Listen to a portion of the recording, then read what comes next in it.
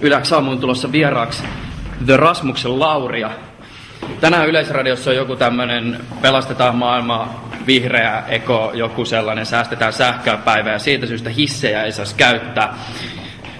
Tästä taitaa tulla historiaa ensimmäinen vieras portaissa video. Terve, Juuso Pekkinen Yleäksi. No niin, terve. Et ole käynyt skeittaamassa viime aikoina.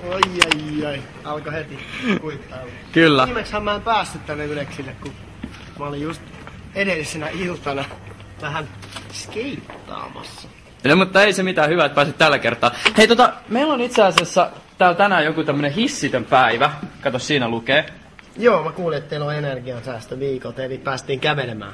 Eiköhän lähetä sitten, niin ehditään haastatteluunkin. Yes, all right. Hey, actually, we should change our language to English because we know that there are lots of foreigner listeners and viewers there somewhere at the moment, so I hope they can understand our Finnish English. My English is very bad. I prefer Finnish. No, it's okay.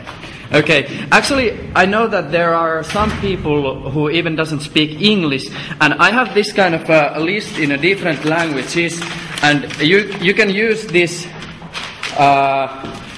and you could say these greetings to different people from different languages, from different countries. Saiche. Nyt tässä Spain, Spanish. Español, habla español muy poquito. El perro está el mejor amigo del hombre. Greetings to French.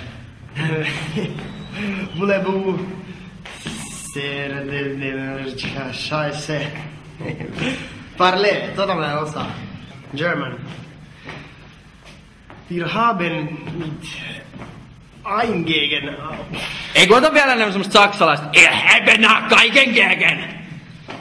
Ei saakeli. Mä skippaan tonkin. Italia on mun favorite country, niin katsotaan miten huonosti mä tässä pärjään. Il drago insiste che noi... Ei kun nyt vähän spagettia ja pizzaa messiin silleen. Kreikka. Mä olin just Kreikassa 2 viikkoa.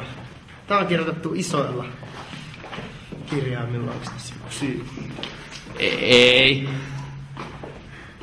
Oi elefantes.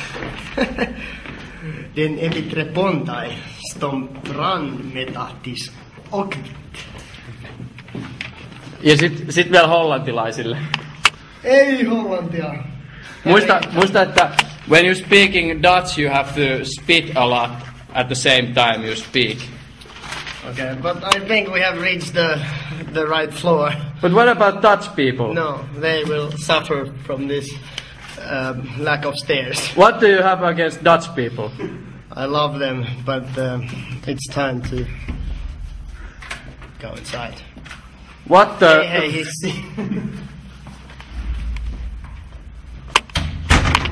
No tervetuloa vaan Yleäksi aamun haastatteluun. Nyt hollantilaiset itkee.